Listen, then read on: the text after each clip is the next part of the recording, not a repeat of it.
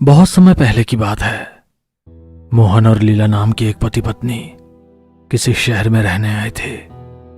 लीला घर का काम करने के साथ साथ वो एक बाहर जॉब भी करती थी। दोनों की काम की वजह से घर का लालन पोषण अच्छे से चल रहा था।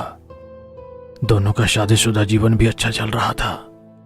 पर लीला को अक्सर एक बात की चिंता सताए रहती, क्योंकि लीला को कभी भी मां बनने का सुख प्राप्त नहीं हुआ। डॉक्टर ने उन्हें कहीं बाहर घूमने फिरने की सलाह दी।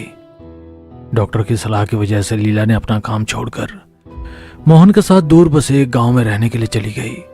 मोहन अब गांव से शहर अपना काम करने आता और फिर शाम को शहर से गांव वापस चला जाता। लीला, ये कब तक चलेगा? तुम्हें दिखाई नहीं देता? मैं इस आने जाने में कितना थक जाता हूँ। सच बताऊं तो मुझे ये सब करने का बिल्कुल मन नहीं है। बहुत हो गया ये सब। अब मेरे साथ वापस शहर चलो। मोहन के इतना कहने पर भी लीला के कानों में जू तक नहीं रेंगी। वो बस मोहन को अनसुना करके अपने कामों में लग गई। पर जिस गांव में मोहन और लीला रहते थे, ठीक उसी के बगल में एक बड़ा सा बंगला था। वो बंगला बड़ा ही खूबसूरत और आलीशान था। लीला को पता नहीं क्यों उस बंगले से बड़ा ही लगाव हो चुका था। वो खिड़की के पास घंटों बैठकर उस बंगले को देखा करती थी, मानो ऐसा कि लीला उस बंगले में रहना चाहती हो। उस बंगले में रहने के लिए लीला ने मोहन से बात भी करी, पर मोहन ने उसे बंगले में रहने से साफ मना कर दिया था। बल्कि लीला को वापस शहर ले जाने की बात भी करने लगा था। लेकिन लीला के मन में तो बस बंगला ही घूमता रहता था। पर फिर ऐसे ही एक दिन जब शाम को लीला टहल रही थी कि अचानक ही लीला को ऐसा लगा जैसे किसी ने उसे पीछे से धक्का दिया हो और वो मुंह के बल नीचे जमीन पर आ गिरी। लीला ने पीछे मुड़कर देखा, लेकिन पीछे कोई नहीं खड़ा था। पीछे तो कोई भी नहीं है, फिर मुझे धक्का किसने दिया? लीला खुद से कहती हुई उठी रही थी कि इतने दिनों बाद आज पहली बार उस बंगले का दरवाजा खुला और बंगले के अंदर से एक बूढ़ा आदमी निकल लीला के पास आ गया। क्या हुआ बेटी, तुम ठीक तो हो? तुम्हें ज्यादा चोट तो नहीं लगी? बूढ़े आदमी के सवाल का जवाब देने में लीला इतनी खो गई कि उसे पता ही नहीं चला कि वो कब बंगले के अंदर आ गई है। बंगला जितना बाहर से देखने में खूबसूरत था, उससे कहीं ज्यादा अंदर से खूबसूरत था। बातों बातों में ही लीला उस बूढ़े आदमी से वहां रहने के लिए कहती है और बूढ़ा आदमी लीला को वहां रहने के लिए बंगला किराए पर दे देता है। बंगले में रहने की हाँ सुनते ही लीला को ऐसा लगने लगा कि एक पल में मानो उसका सपना ही पूरा हो गया हो। लेकिन जब ये बात मोहन को पता चली तो उसका मन उखड़ गया था। वो कतई नहीं चाहता था कि उसकी पत्नी लीला उस बंगले में रहे। पर मिसकैरेज के बाद पहली बार उसने अपनी पत्नी को इतना खुश देखा था। फिर खुद ही अपना मन मारकर वो लीला के साथ उस बंगले में रहने लगा। कुछ दिन तो आराम से बीते। फिर उसके बाद लीला को भूतिया सपने आने शुरू होने लगे। वो सपने में चीखती तो कभी कभी खून खून चिल्लाते हुए उठकर एक कोने में बैठ जाती। उसे खून की उल्टियां भी होने लगी थी। मोहन किसी तरह तो लीला को संभाल लेता, लेकिन उसे भी इस बात की खबर लग चुकी थी कि जरूर इस बंगले में ही कुछ गड़बड़ है। कुछ और दिन बीतने के बाद लीला के पेट में कुछ हलचल सी हुई। जब लीला ने डॉक्टर को दिखाया तो डॉक्टर ने बताया कि वो एक बार फिर से मां बनने वाली है। और फिर धीरे धीरे वो दिन भी आ गया जब लीला मां बनने वाली थी। उसके पेट में बहुत जोर से दर्द हो रहा था और बंगले के बाहर जोरों का तूफान आंधी चल रही थी, जिसे देख मोहन का दिल बैठा जा रहा था। वो रुक रुक कर खुद से बस यही सवाल पूछ रहा था, इस आंधी तूफान में अपनी पत्नी को अस्पताल कैसे ले जाऊं? अगर इस बार भी कोई अनहोनी हो गई तो लीला बर्दाश्त नहीं कर पाएगी। पर मोहन ने हिम्मत दिखाई। उसने किसी तरह गाड़ी तो निकाल ली थी, लेकिन जैसे ही मोहन ने गाड़ी चालू करी वैसे ही सामने बगीचे में खड़े पीपल के पेड़ पर बिजली गिरी और वो जलता हुआ गाड़ी के सामने ही गिर गया। मोहन को अब डर लगने लगा था, लेकिन अपने होने वाले बच्चे का सोचकर उसने किसी तरह गाड़ी हॉस्पिटल के लिए निकाल ली और जैसे तैसे हॉस्पिटल पहुंच उसने लीला को एडमिट कराया। लीला रात भर पेट दर्द से जूझती रही, लेकिन उसे बच्चा नहीं हुआ। तब डॉक्टरों ने मोहन से कहा भी कि उन्हें ऑपरेशन की इजाज़त दे दे, वरना कुछ भी हो सकता है। इस पर मोहन ने कहा, ठीक है, आप ऑपरेशन की तैयारी शुरू करिए, मैं बंगले से पैसे लेकर आता हूँ। इतना कहकर मोहन तुरंत ही वापस से बंगले की ओर चल दिया और रास्ते में उसने गांव के लोगों को फोन पर उसी जले हुए पीपल के पेड़ के पास आने को कह दिया। जब वो गांव पहुंचा तो देखा मजदूर वहां पर पीपल के पेड़ की सफाई कर रहे थे। पर गांव के लोगों ने अभी सफाई शुरू ही करी थी। पर लोगों के होश तो तब उड़े जब उसी पेड़ के नीचे से एक कंकाल निकला। कंकाल को देखते ही सभी लोग वापस भाग गए थे। वैसे देखने में तो वो कंकाल किसी आदमी का लग रहा था, और मोहन कंकाल को देखते ही समझ गया कि अब तक वो जिस बंगले में रह रहा था या तो वो भूतिया बंगला था या फिर उसकी पत्नी के साथ कुछ गड़बड़ चल रही है। मोहन अभी कंकाल के बारे में सोच ही रहा था कि तभी वही बूढ़ा इंसान ठीक मोहन के पीछे खड़ा था, जिसने मोहन को बंगला किराए पर दिया था। तू एक धोखेबाज आदमी है। बता क्या किया है तूने मेरी पत्नी के साथ? बोल वरना। ये कहते हुए मोहन उस बूढ़े आदमी का दामन पकड़ने को हुआ ही था कि अचानक ही उसके हाथ उस बूढ़े आदमी से आर पार से गुजर गए। मोहन की इस हरकत से वो खुद ही समझ गया था कि ये बूढ़ा आदमी जिंदा नहीं बल्कि मुर्दा है। हाँ, जो सोच रहे हो वो सब सच है। मैं जिंदा नहीं बल्कि मुर्दा हूँ, और ये बात तुम्हारी पत्नी को भी पता है। ये क्या कह रहे हो तुम? ऐसा नहीं हो सकता। लीला मुझसे इतना बड़ा सच नहीं छुपा सकती। तुम ही झूठ बोल रहे हो।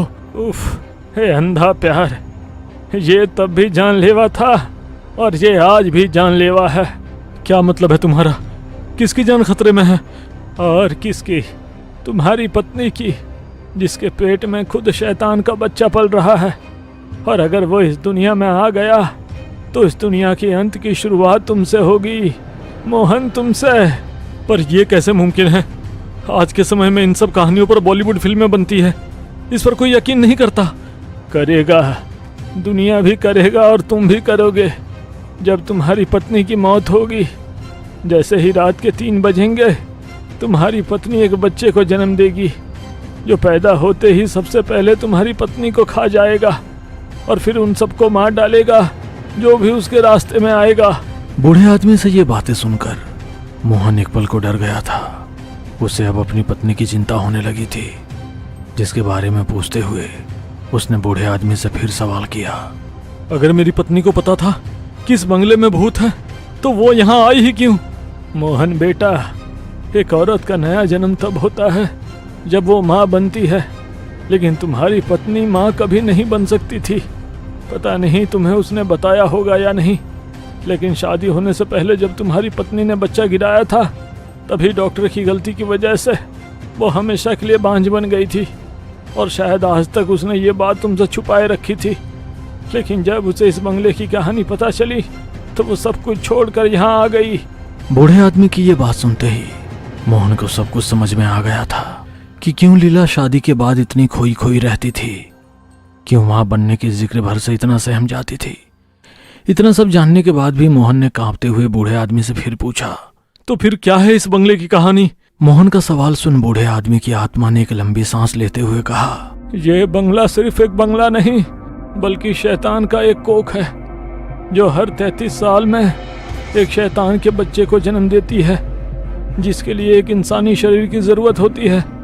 33 साल पहले मेरी पत्नी का शरीर इस बंगले ने इस्तेमाल किया था, और 33 साल बाद वो अब तुम्हारी पत्नी का शरीर इस्तेमाल कर रहा है। जल्दी उस शैतान को बाहर आने से रोक लो, वरना मेरी तरह तुम्हारी पत्नी भी जिंदा नहीं बचेगी। जिंदा नहीं बचेगी? क्या हुआ था आपकी पत्नी के साथ? उसे मैंने ही अपने हाथों से मार डाला था, ताकि वो शैतान का बच्चा इस दुनिया में ना आए, और फिर खुद ही पीपल के पेड़ के नीचे ही अपना शरीर त्याग दिया। बूढ़े आदमी के ही जवाब से मोहन समझ गया था कि एक आदमी ने अपने ही पत्नी और बच्चे को अपने ही हाथों से जान से मार दिया था, और अब ऐसा ही मोहन के साथ भी होने वाला था। इसलिए मोहन ने तुरंत ही हाथ पर बंधी घड़ी देखी और अगले ही पल गाड़ी की ओर दौड़ पड़ा। पर इससे पहले वो गाड़ी तक पहुंच पाता, उस बूढ़े आदमी की आत्मा तुरंत ही मोहन के पास गई और उसके कान में फुसफुसाते हुए कुछ कहने लगी। इसके बाद मोहन तुरंत ही गाड़ी में बैठ सीधा अस्पताल पहुंचा। लेकिन जब उसने घड़ी में देखा तो उसके पैरों तले जमीन खिसक गई, क्योंकि 3 बज चुके थे और अस्पताल के अंदर से चीखने चिल्लाने की आवाजें आने लगी थी। मोहन जब डरते हुए अंदर गया तो उसने जो देखा, उसे देख डर के मारे उसका खून जमने को हो गया था। चारों तरफ खून के छींटे थे, इंसानी मांस के लुथड़े दीवारों पर जगह जगह चिपके हुए थे, और महज कुछ ही कदम चलने के बाद मोहन ने शैतान को देख लिया जो उसकी पत्नी की कोख से पैदा हुआ था। वो शैतान मोहन की आंखों के सामने ही एक जिंदा डॉक्टर को खा रहा था। किसी तरह बचते हुए वो अपनी पत्नी के पास पहुंचा तो उसकी पत्नी भी आखिरी सांस ले रही थी। हो सके तो मुझे माफ कर देना मोहन। सच बताने की मैंने बहुत कोशिश करी थी, लेकिन कभी पूरी हिम्मत नहीं जुटा पाई मैं। इससे पहले लीला अपनी पूरी बात कर दी। उसका जिस्म जिंदा से मुर्दा हो चुका था। मोहन की पत्नी ने दम तोड़ दिया था। अपनी पत्नी की ऐसी दर्दनाक मौत देखकर पहले तो उसने अस्पताल के सभी लोगों को बाहर निकाला, फिर अपनी नस काट अपना खून गिराते हुए एक मंत्र बुदबुदाते हुए वो पूरे अस्पताल के चक्कर काटने लगा। उसने अस्पताल के 3.5 चक्कर काटे थे। दरअसल उसे ऐसा करने के लिए बूढ़े आदमी की आत्मा ने कहा था, जिससे फिर कभी भी वो शैतान इस अस्पताल के बाहर नहीं आ पाएगा। लेकिन इससे एक और बड़ी दिक्कत पैदा होने वाली थी, क्योंकि अब बंगला नहीं बल्कि ये अस्पताल वो कोख बनने वाला था, जिससे अगले 33 साल बाद फिर से वो शैतान बच्चा पैदा होगा। मोहन ने अभी तो अपने खून से इस अस्पताल को मंत्रों से बांध दिया, शैतान के बच्चे को वापस कोख में भेज दिया था। लेकिन फिर खून की कमी के कारण मोहन ने अस्पताल के दरवाजे पर ही दम तोड़ दिया। अरे ठेकेदार बाबू, अरे तनी जल्दी जल्दी हाथ चलवाइए महाराज। ये खंडहर अस्पताल को तोड़कर यहाँ पर रेसिडेंशियल बिल्डिंग बनने वाली है, फिर देखना कैसे पैसों की बारिश होगी। दोस्तों, कैसी लगी आपकी हमारी कहानी? अगर वीडियो अच्छी लगी तो वीडियो को लाइक, कमेंट और शेयर करें। साथ ही हमारे यूट्यूब चैनल रोमांचक कन्या को सब्सक्राइब करें।